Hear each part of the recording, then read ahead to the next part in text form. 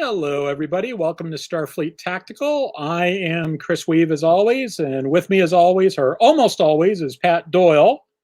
Pat, how's your computer working tonight? Well, can you hear me?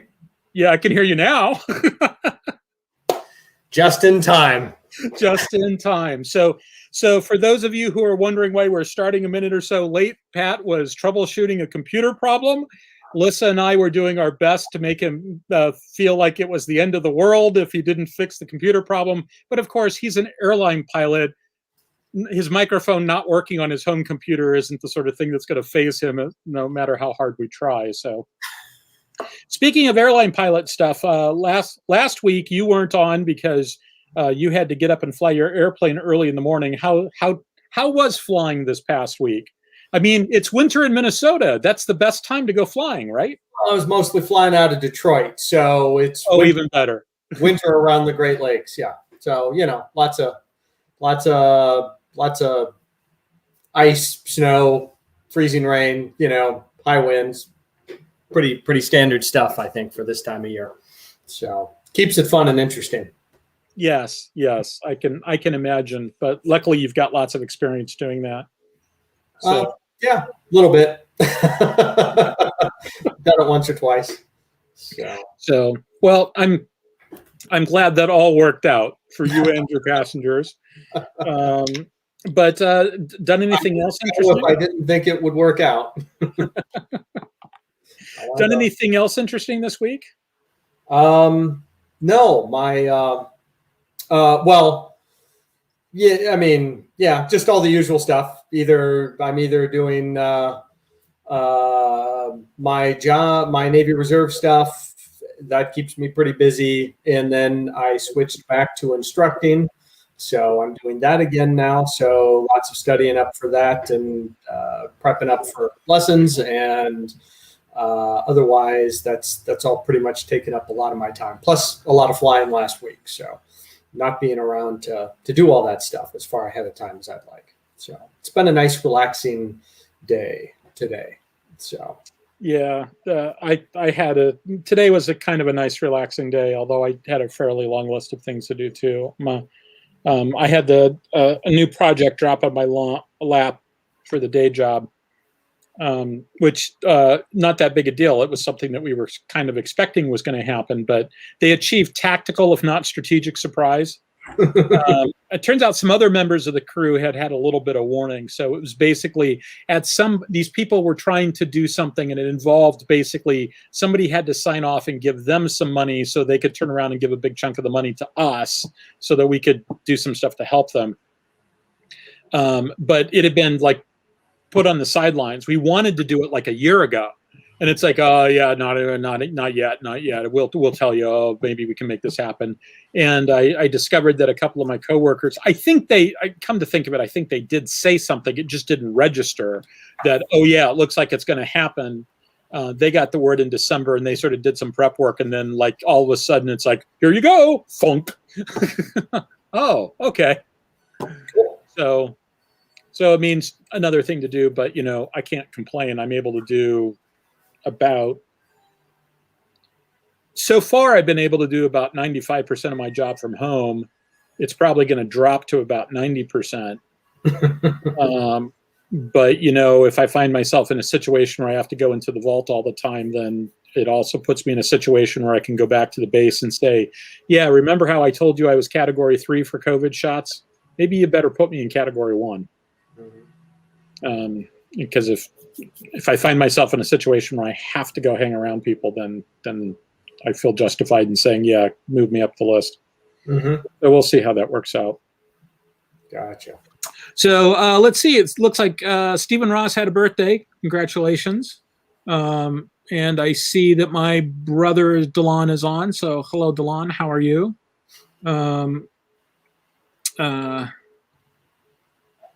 Yeah, as far as it being a bureaucratic snafu, I mean, it's just one of those things. You can never tell what you're going to get until the moment that you actually get it. The big difference, I spent the 90s working in the civilian world. It was only in the 2000s that I went back to working for DoD. And in the 90s, the thing was we just never had a budget for anything. So that's the main difference I've seen between the government side of things, is that the government side of things, there may be some hoops you have to jump through this to spend the money, but there was very few instances where it's like where I find myself in a situation where we're just not going to do it the right way because we don't have the budget for it. It doesn't matter how good an idea it is, we just don't have the budget for it. It may take us a while to get the budget in the government, but we're able to get it eventually.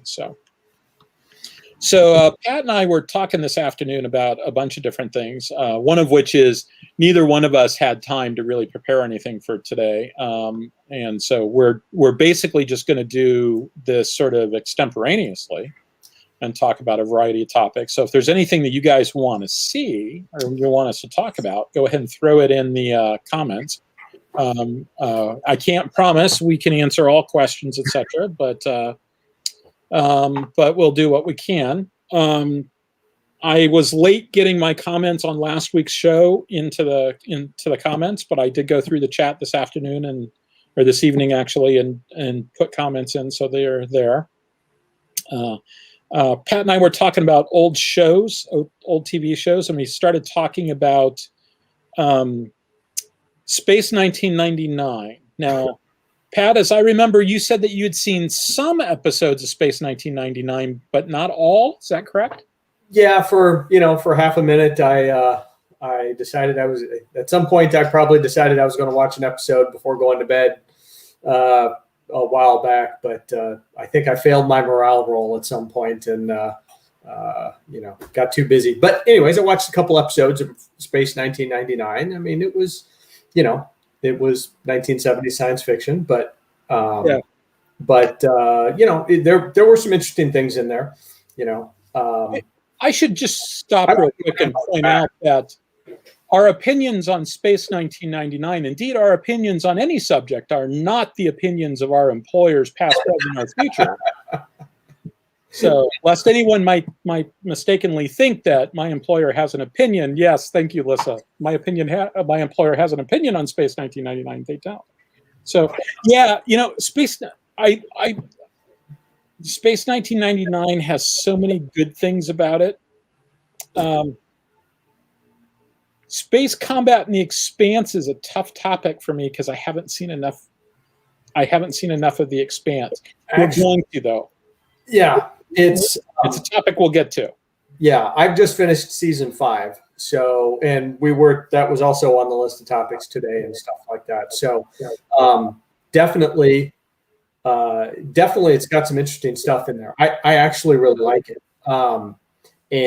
Let's talk about that real quick, and then we'll go back to Space 1999. There's a couple of things I want to say about that show, but okay. Talk about the Expanse a little bit first. Gotcha. Well, so for anyone who hasn't read the novels, they are very good. I think it's been a couple years since I've read the novels, so I think they've diverged from the show a little bit, or maybe I have.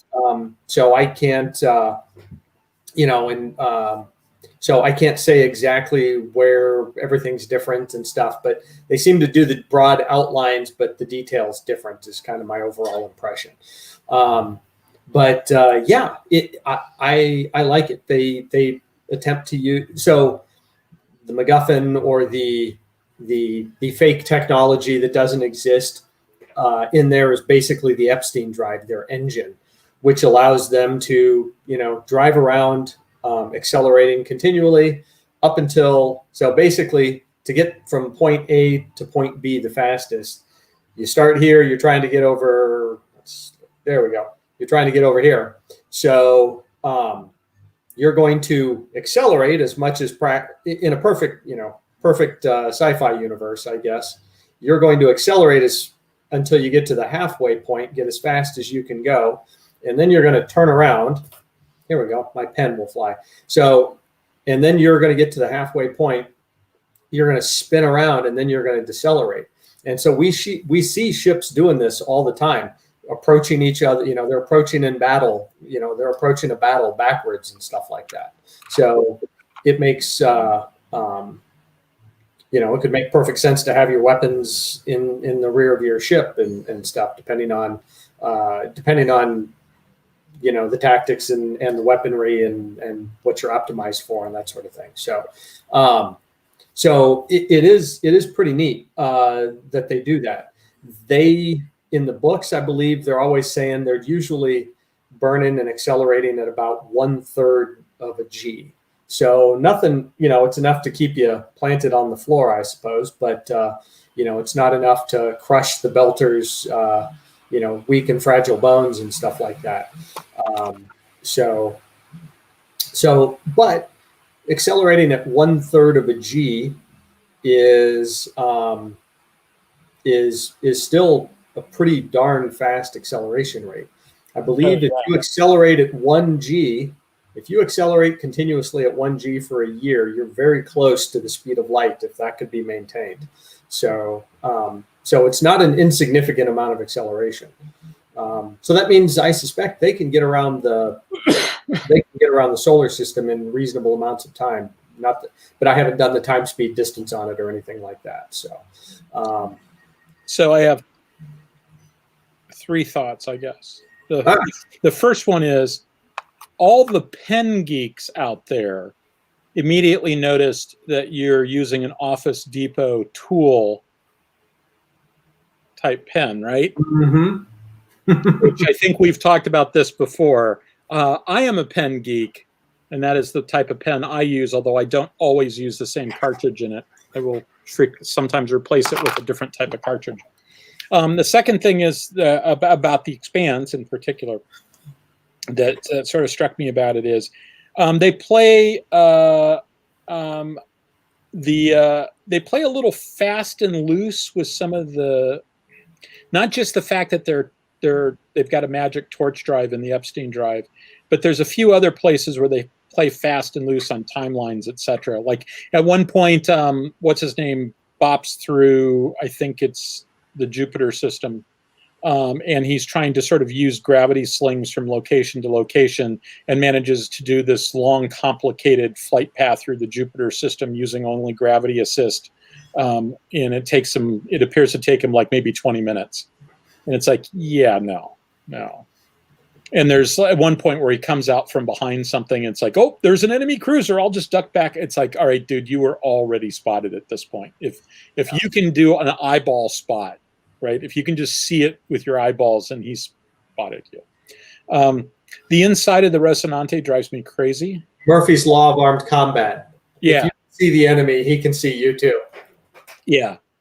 So that drives me a little bit crazy, but okay, I understand.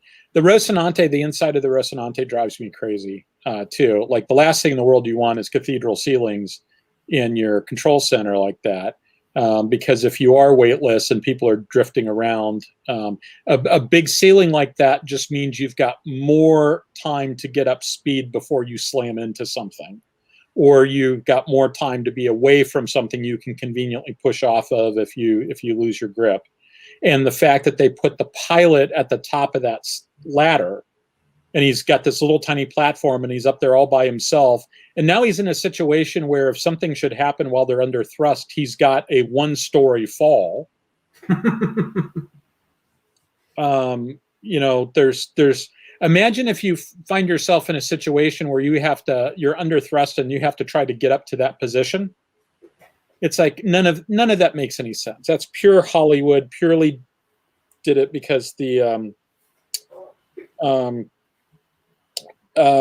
is Raised by Wolves, and I have not seen it yet. I've only seen the trailer. So that's a good question. There's a comment. The Expanse, I've got a couple of little nitpicks with the Expanse, but otherwise, I've only watched through the end of season 2, and that was entirely because I didn't want to have to pay for it. I should go, and now I need to go and start over again and do the whole thing through. You don't have Amazon Prime? At the time when I stopped watching, the 3rd season cost money, and I just haven't gone back to it.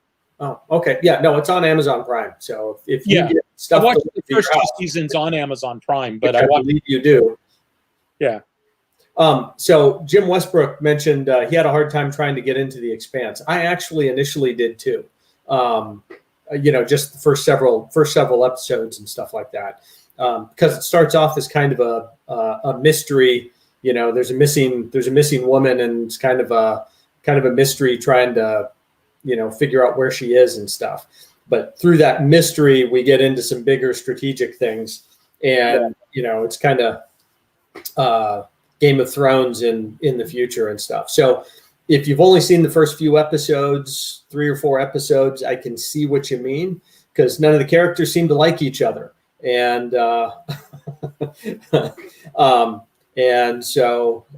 but it all evolves really nicely. So I'd encourage you to keep trying if you think you might. And if nothing else, there's an episode. The 4th episode is called CQB, Close Quarter Battle, and that's one where a battleship, a Martian battleship, the biggest, meanest, baddest ship in the solar system, ends up in a fight and stuff, and that's where they end up on the Rocinante. So anyhow, it's a good just that episode by itself, if you're interested. And then there's some 2nd and 3rd seasons that get into some cool stuff. So, but CQB is one of my favorite episodes, one of my favorite space battles. Now, I remember that you read the books too, right? Yeah. Did you start watching the show first, or did you start with the books? I started the show first, and then realized that, oh no, there are novels out there. So then I went through all the novels, and I got to say, sometimes the characters are a little different. There's some dialogue in the novels that are, that is just spitting milk out your nose, kind of funny and stuff. Just a few lines, and it usually involves Avasarala and Amos. So, but yeah, the books are good. I at least I enjoyed the books a lot. So they get into a little more detail with everything. As a matter of fact, I'll probably reread them at some point here. Yeah, I need to read them too. You're talking about taking a while to get into them. Reminds me of when I read Peter Hamilton's Night's Dawn trilogy, which you may recall. It's a trilogy that's like the 3 longest science fiction books ever published. The short book in the trilogy is like 1,250 pages or 1,300 pages. And they're so long that they, in paperback, in mass market paperback, they split them into 2 volumes. And I started reading, and you read the back of the book, and the premise is there's this interstellar, human interstellar polity that's got 2 different groups, the Atomists and the Edenists, and then the dead start coming back to life and possessing the living. And it's like, huh? Huh? And I had enough people, I'd go into the bookstore, I'd pick it up, I'd read the back, and I'd put it back down. I made my saving throw for probably 3 years on that book before a couple of people whose opinions I trusted said, no, really, you need to read it. No, really, you need to read it.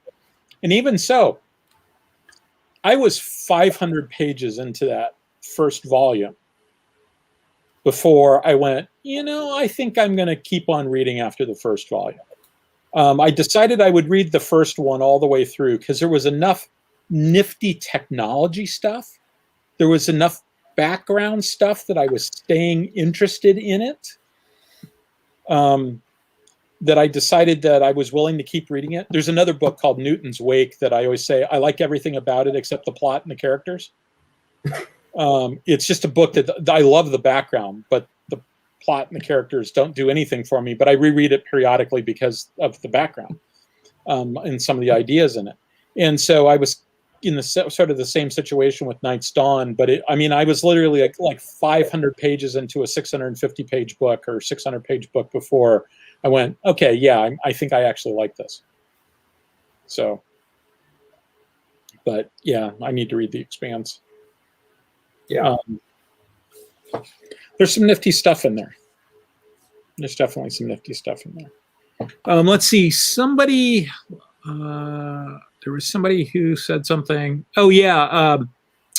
Rob Davidoff said something about atomic rockets doing the calculation for distance to various places at 0.1 G and 1 G. So if you haven't been to Winchell Chung's Atomic Rockets of the Space Patrol webpage, website. It's definitely worth going to, and it's worth just going. Just budget a day or two. It's probably the right answer. Budget a day or two. There's some really great stuff there. And the rest of the website is really good too. He's got a stellar cartography section that's absolutely fantastic also. So yeah. So, I don't find the Epstein drive more fantastical than the warp drive and shields and artificial gravity and stuff like that. So it's pretty easy to buy the little things. And I think I've yet to see too many shows that do the time, speed, distance calculation and give a damn about that. So that's, I guess that would be. It's no worse than any other. I generally have that chambered and ready to fire when people say, "Oh, it's so realistic." It's like, okay, don't. It's not. Well, it's not done. It's still done it better than most of the sci-fi we see out there. So yes. And so it's not perfect. Not even the movie The Martian was perfect. No, it wasn't. Or the book for that matter. Yeah. By the way, did you know that there's this recurring thing going around that George Clooney is going to do Buck Rogers? No, I hadn't heard that. That could be fun to see a new Buck Rogers. That could be too. And they showed a picture. Whoever was posting this showed a picture of Gil Gerard next to Twiki, and to which my response was, I think that George Clooney would make an excellent Twiki. Oh, you know what? So somebody wrote on here talking about Christopher Plummer. So I pulled up my browser. There's a picture of Christopher Plummer there. And unfortunately, it says Christopher Plummer star Christopher Plummer dies. Yeah, so he died yesterday. Okay. And you may recall that he not only played the Klingon in Star Trek VI, he also played the Emperor in Star Crash: The Adventures of Stella Star. I do not remember that because I don't think I've ever seen that. Maybe you have, and you've just blotted it out of your memory. That could be.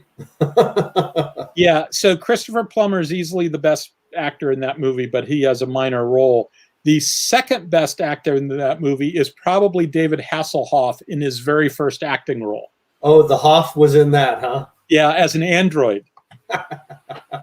And then the main character was Stella Star was I can't remember her name.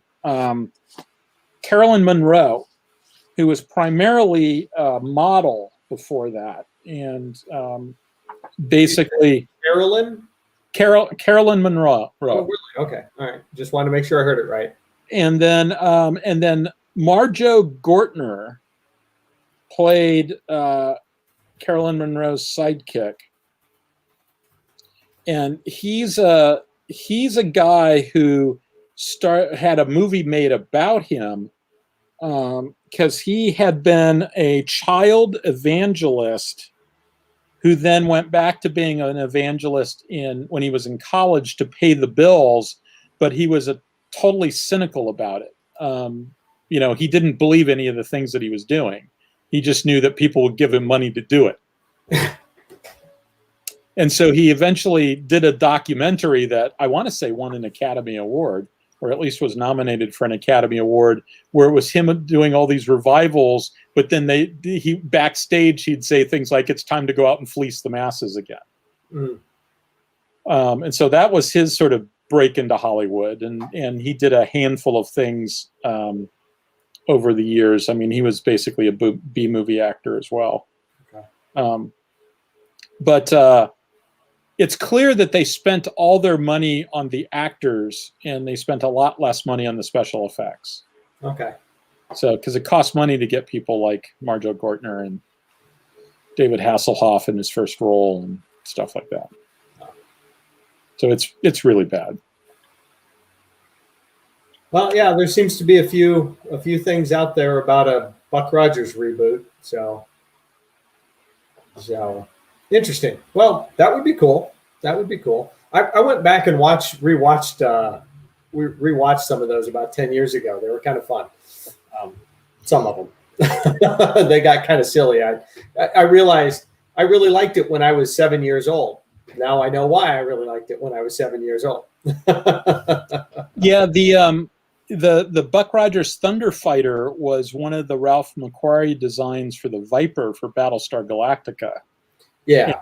And they didn't go with that for Battlestar Galactica, but they recycled the idea for Buck Rogers, which was another Glenn Larson production. So yeah, the similar people working on it and stuff. I mean, it was all Universal and everything too. So yeah. But let's go back to Space 1999 for a moment. Okay. Because when we were talking this afternoon, there was a few things. So I spent a lot of time actually studying that show. I remember when it first came out, there was a lot of articles in the old Starlog magazine about it, and that I remember reading at the time, and I've since gone back and reread. It's a fascinating show. It's got some pretty good special effects in it. It's got some nifty hardware in it. They sort of started with the assumption that that the space program went charging full ahead. So by 1999, they had we had a pretty good presence in space. It was originally intended to be a sequel to UFO, which was a 1968-1969 TV show about the wild world of 1980, where we're defending against a small-scale alien attack. Aliens are coming in small numbers, are not coming in big numbers, and we've got guys to intercept them, including a moon base and airplanes shot off the front of submarines, and all sorts of nifty ideas that have some models that aren't as cool now as they were when I first saw them. They make less sense now, but still pretty entertaining. And the entire idea was that this was going to be a sequel, and they were going to move the scene of the action to the moon. And when they went around to all the TV stations in the U.S. to try to syndicate it, they couldn't get any interest in it. Because they said that, it's like, well, they're just going to sit in the moon. They need to go someplace. And it's like, well, what do you want us to do? Blow the moon out of orbit? Well, yeah, that'd be great. We buy that. It's like, really? Okay, I guess we'll blow the moon out of orbit.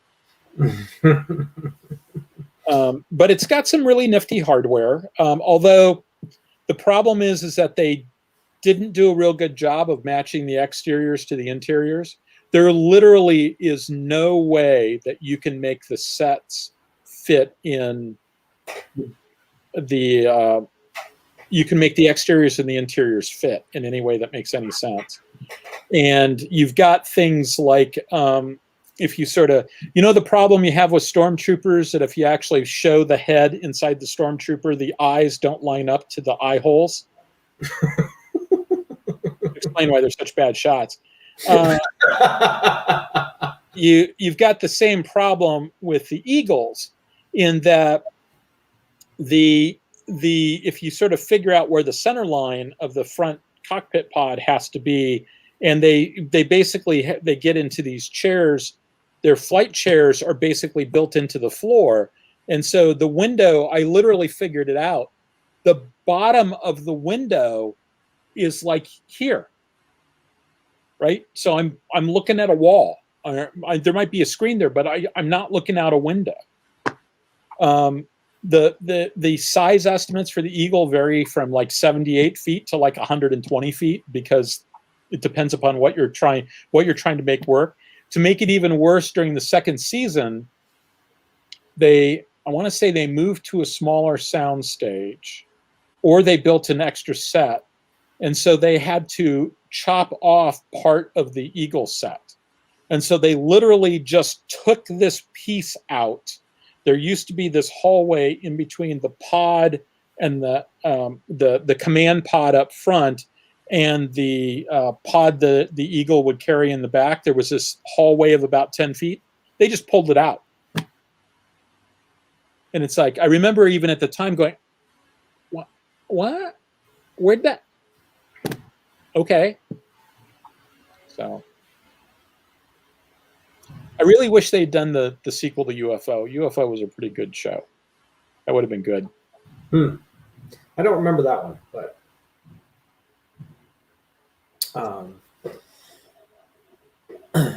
yeah, I've only seen a couple of the episodes, but yeah, it did have some. I thought it had some interesting. There were some episodes with some interesting ideas and stuff like that I thought were good. Yeah. So Stephen Ross said, I remember Asimov's comment about Space 1999. They got the moon walking right, but any explosion big enough to blow the moon out of orbit would shatter it. So the premise is that they'd basically taken all the nuclear waste left over from decommissioning all the nuclear weapons. So first of all, that's not waste. That's like high-level power reactor stuff. You wouldn't just take all that stuff and put it on the dark side of the moon. Okay, but let's assume that you did for a second. Let's just assume you took nuclear weapons, right? You took the entire nuclear forces as nuclear weapons and put them on the dark side, or wherever it was they put them on the moon, and you detonated them all simultaneously. No change. As it happens, you've done the math on it? I've done the math on it. I did the math 30 years when I was taking a graduate level course called I'm trying to remember. Something science and national security. So it was basically physics without calculus for national security studies grad students.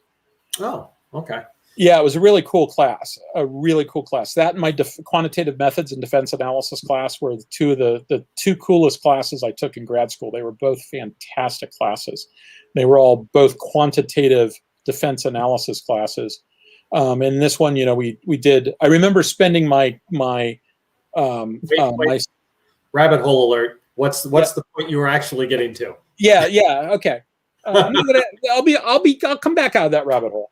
I remember calculating because it's also a space thing. I remember spending my stats class calculating whether you could take Polaris missiles off of submarines and turn them into Midget Mans.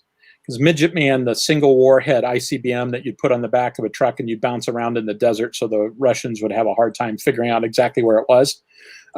So could you take these old missiles that we already had, and if you strip them down from a 3 warhead missile down to a 1 warhead missile, would they have the range to get there? Just doing the rocket equation. And it turns out the answer I got was just barely, which I interpreted as meaning really no, because equations like that really generally aren't good at the extremes. I later was having the conversation with one of my professors. He made the observation, Brian McHugh, by the way, he made the observation that, that missile isn't designed to be bounced around horizontally. It's designed to be carried very, very gently horizontally. And so you couldn't do that anyway, even if you could make everything else work. And it's really not optimized for going through an atmosphere. It's optimized to fit on a submarine, which is why if you look at ballistic missiles, all the Air Force missiles are tall and thin, and all the Navy missiles are short and squat. But in any event, so we had an extra credit question on one of our homework assignments that said, all right, what if you took all the nuclear arsenals of the world, here's the number, 50,000 megatons, I think was the number. You took all the nuclear arsenals and you put them in one place and you detonated them. What would the reaction be? And the answer is a light pulse that lasts 30 seconds. And the movement of the moon is so small that you lose it in the rounding error. Yeah. So, yeah, you could detonate everything. You could optimize it for being a nuclear explosion, and it wouldn't work. Mm-hmm. Yep. So, but yeah. So I just decide press the I believe button on the basic premise. Otherwise, that bugs me, then I can't enjoy anything else that they encounter. The moon is basically a spaceship flying around space at that point. So, okay, good, Roger. And if they have interesting stories, then good. Oh, I can believe that. Yeah, I think I remember even hearing about that. Yeah. What was I going to say? There was something else I was going to say about that.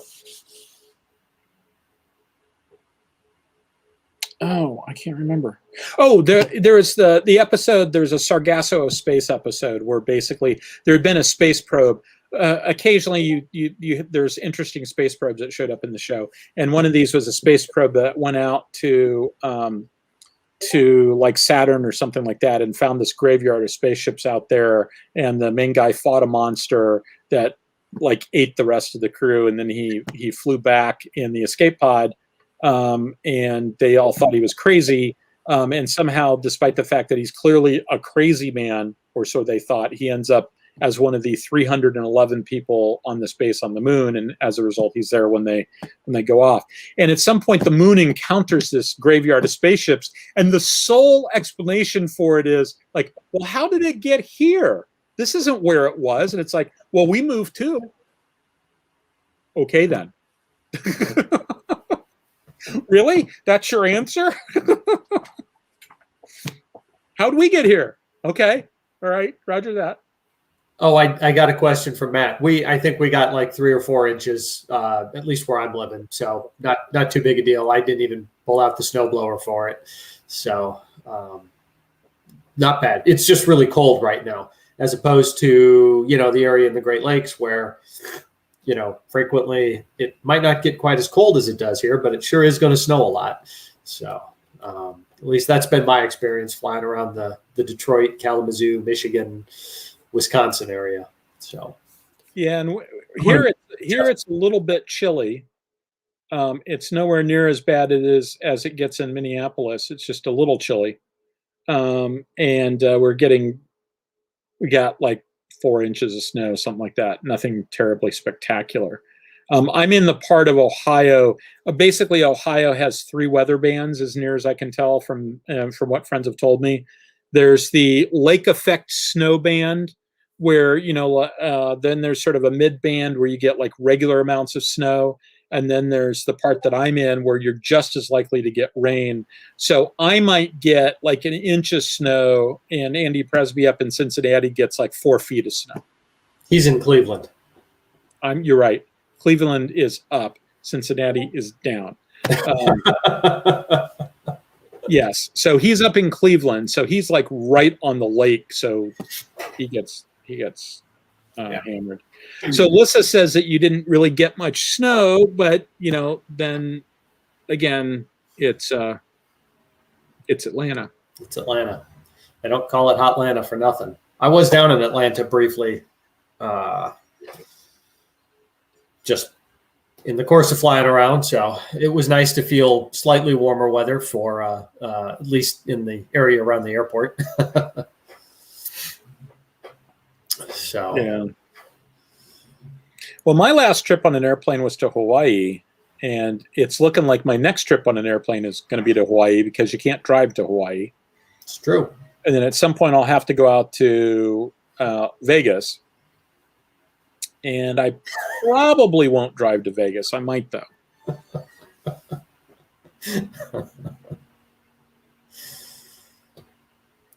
So let's see. I was just laughing at a comment that someone made. So yeah, I have the one busting my chops for getting the cities wrong. No. For me, knowing where Cleveland was.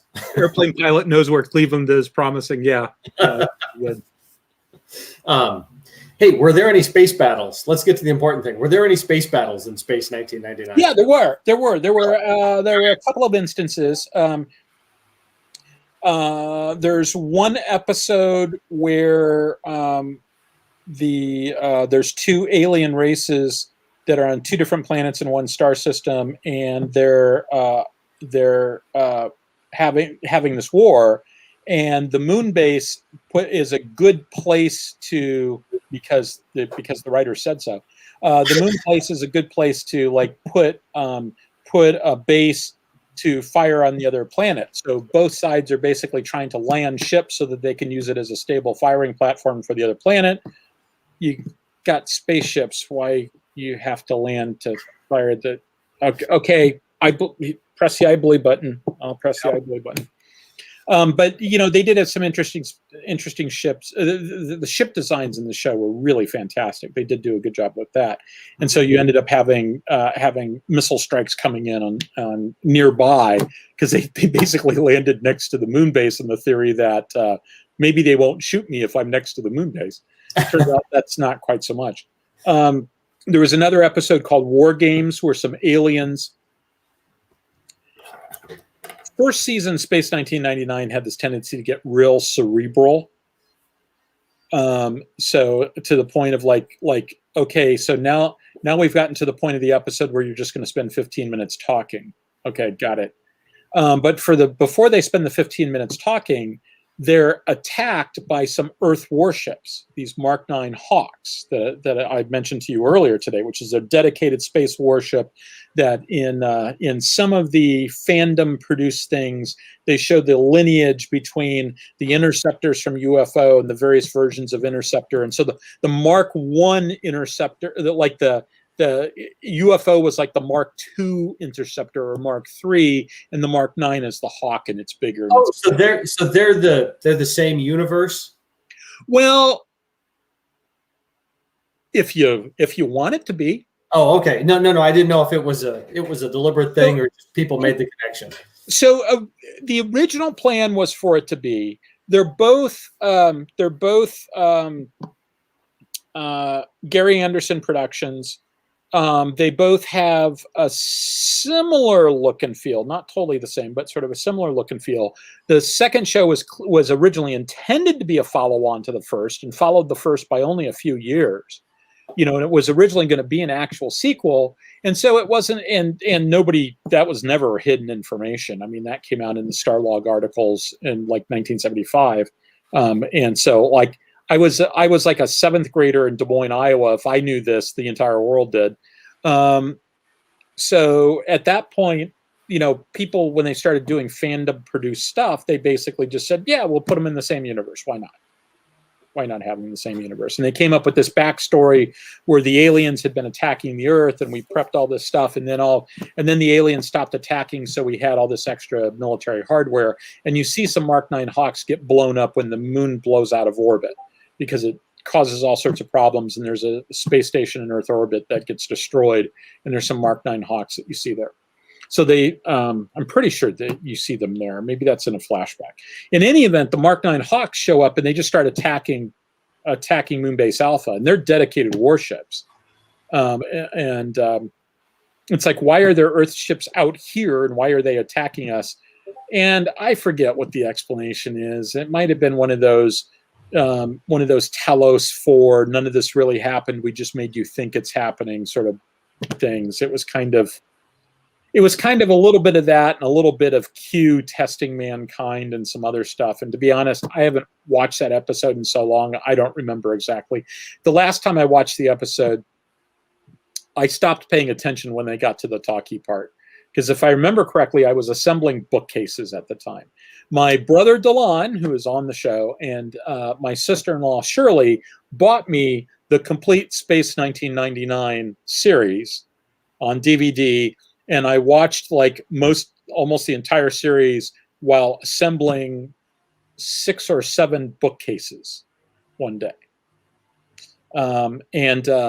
That was where I discovered a feature on my DVD player that I had not even noticed that it existed. I certainly wouldn't have paid money for it, but I discovered it's the most important feature on that DVD. And that is the feature, that is the 1.5 speed. So it still keeps the audio, because it's digital, you don't end up with everybody sounding like they're a chipmunk. It's just everybody talks as fast as I normally talk. If you've got like a fight scene or something where people are moving fast, it's really weird. But normally it just means everybody moves a little bit faster, and they talk as fast as I do normally. So, and Space 1999, if you're going to spend 45 minutes per episode, I'm not sure it's worth it. But at a half hour per episode, yep, I'm only. All right. So, and then the second season, they underwent a revamp. A bunch of the actors left. They changed the sets, they said this cerebral stuff, no more of this like Spock type conversations, no more existential crisis sort of, philosophical stuff. We're going to be fighting monsters. And so the second season was mostly about fighting monsters. Okay. And things like that. All right. And I know I watched it when I was like, it came out in 74. So yeah, I was just going to say when I was around 3 or 4 years old, I remember I have memories of seeing it, but I don't, couldn't tell you about any of the episodes. Some of my earliest memories involve science fiction too. Yeah. And Kolchak the Night Stalker. Yep. Kolchak. Yeah. I watched actually on black and white television. So I'm sorry, what was that? It was actually on cable the other night. I saw that, one of the channels that play, older TV shows late at night. I happened to see it on the TV guide. I thought that was humorous. So yeah, it wasn't bad. It wasn't bad. So, but there's been periodic talk of bringing Space 1999 back. So like occasionally you'll see Space 2099, sort of like fake promotional materials for that. There's a guy who's gone through and somewhere on like ArtStation or DeviantArt or something like that, and he's done reimaginings of stuff from a bunch of different science fiction shows. So he's done a reimagining of the Eagle, which is mostly good, except the engine bells are all wrong. There's a reimagining of a bunch of the stuff from UFO, and he's done a reimagining of the Galileo 7 shuttle from the original Star Trek. I can't remember the guy's name.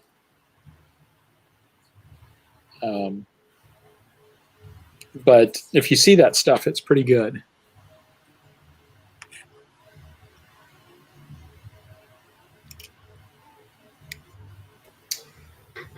Wow, a 3-foot eagle toy for Christmas when he was 5. I'm trying to find a link for anybody. Oh yeah, like by 1999 they had solved the purple wig problem. Because in UFO, all the women in space wore purple wigs. Because why wouldn't you? Yeah, well, the reason for that is can be summarized in 2 words: Sylvia Anderson. She was the costume director, and she went with the purple wigs for reasons that I've never heard of a good explanation for. Okay, let me see if I can make sure I get the correct. Speaking of 70s sci-fi shows, for anyone who loved the original Battlestar Galactica, let's see if this comes up. Of course, my phone has stage fright. There's the link, and I sent it to you guys that had the little clip from Battlestar Galactica. It has the battle during the Living Legend where they go and attack the freighters, or I'm sorry, the fuel ships. Oh, the remastered one? Yeah. So his name is, it's Darth Mojo, MOJO, .wordpress.com. And if you go there and then you go down to, I think it's the second thing there.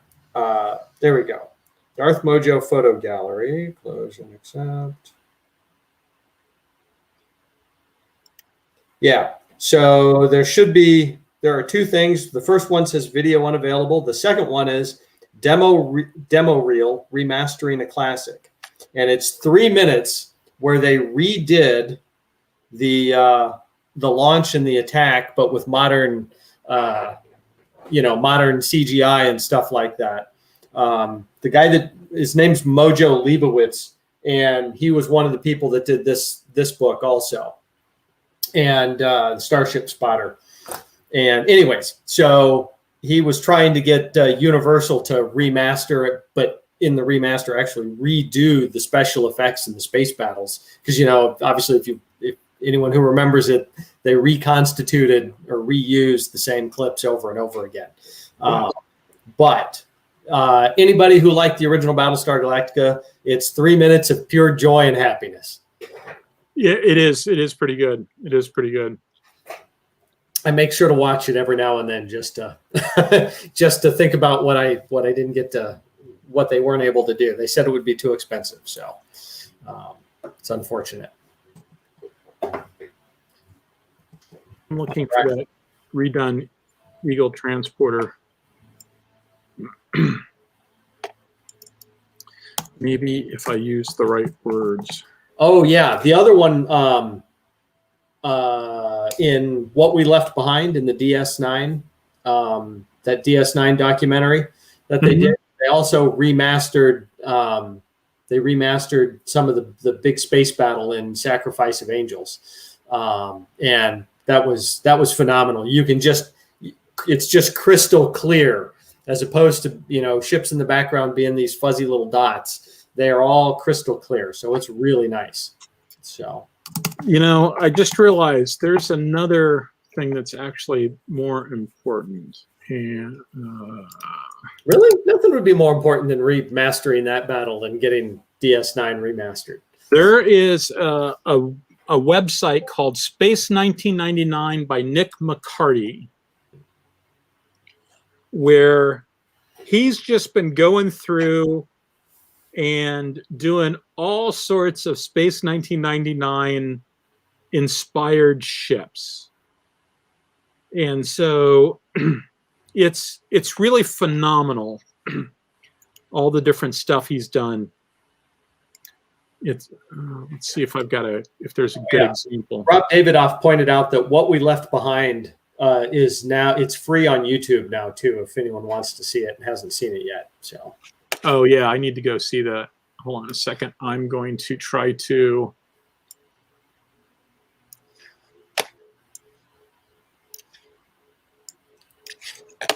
I'm going to try to share here.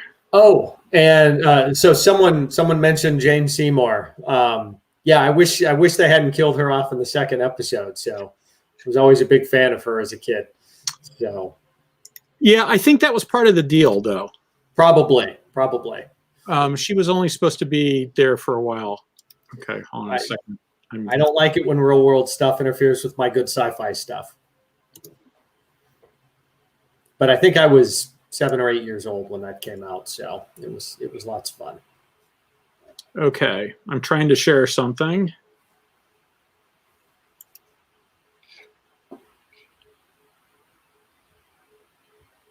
Lissa, if you can share the window. Okay, so this is the Nick McCarty guy. Those are pretty cool ships. And he's just playing with parts here. Let me go back up to his photo section.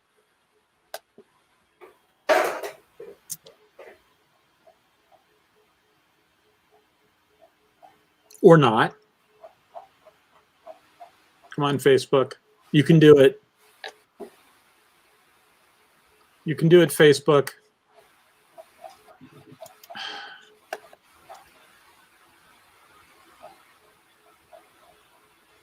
All right.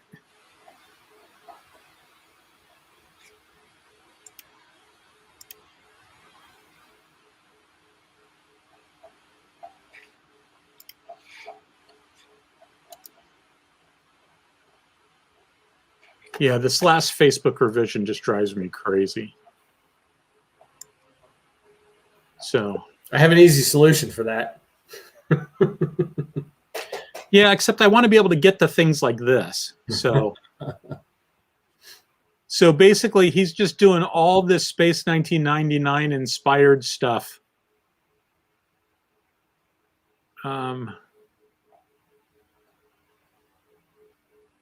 Like he's adding parts from.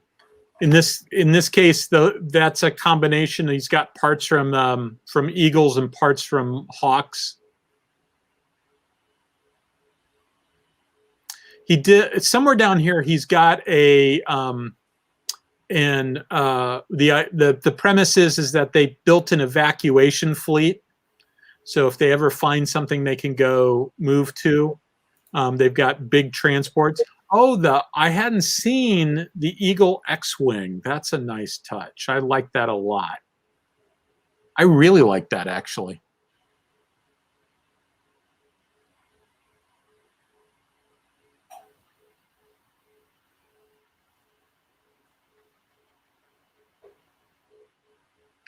But I could easily see, a situation where you had a bunch of parts, and it was just easier to just build using existing parts than to try to come up with new parts.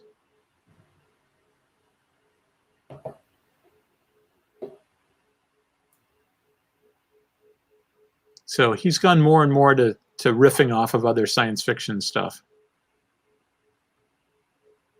But in any event, that's on Facebook. I think I like that stuff. So actually here, in the last 3 minutes, I'm going to try to play it and share my screen. Okay. All right. Here we go. Let's see if this works. Keep your fingers crossed. And then we'll be able to sign off. All right. Share screen. Okay. Share this screen. All right. Now, here we go. See if this works. Strike wing, standing by the launch.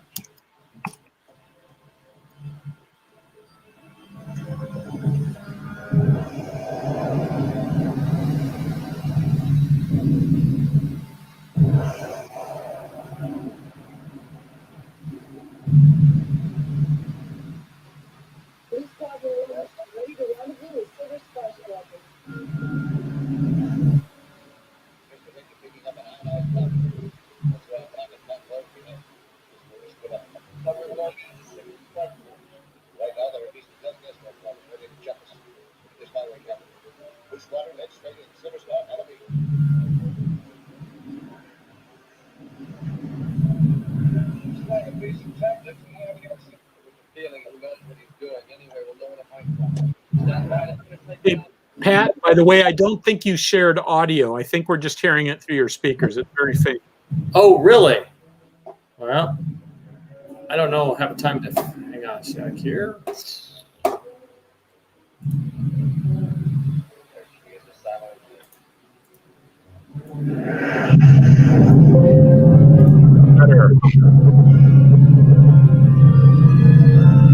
Got 2 Cylon tankers. I don't see any sign of. Okay, here we go, Blue Squadron. Go to work. For Lord's sake, don't hit any of those tankers. There's an awful lot of them, Skipper. Look out, Jolly. You got one on your tail. Roll, Jolly. It's on you. I can't take the losing. Let's go get him. Thank you, whoever that was. My pleasure. Captain, on your left wing.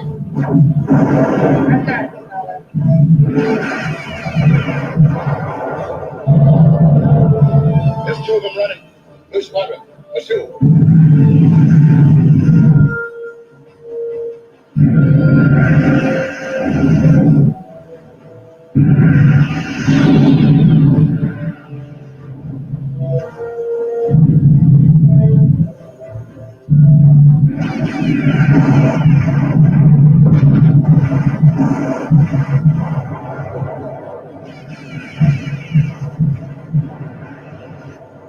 Well, that's all.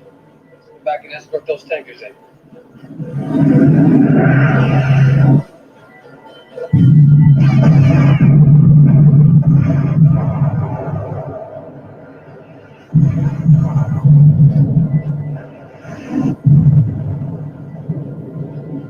Commander? Yes. What is it, Captain? Were you aiming at a fighter? I didn't see him. You didn't, Captain? It was as clear as Nubian sun to me. Where are the 2 tankers? I don't know, Captain. Looks like we've come up empty. Let's regroup the Blue Squad and head for Orville.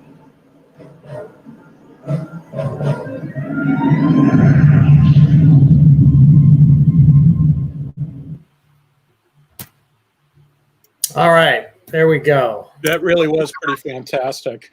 Yeah, big fan of that. So I really wish he had gotten the green light for that. But it's 10 o'clock and we're at our limit. So we should let Lissa go and let all these people get on with their the rest of their evening. But yeah, that's 3 minutes of pure joy for me. Really love that. Yeah, that was pretty good. But yeah, if you go to that it's darthmojo.wordpress.com. Go to his official gallery, and it'll be the second thing down there. So, anyways, good night, everybody. Good night, everybody. See you next week.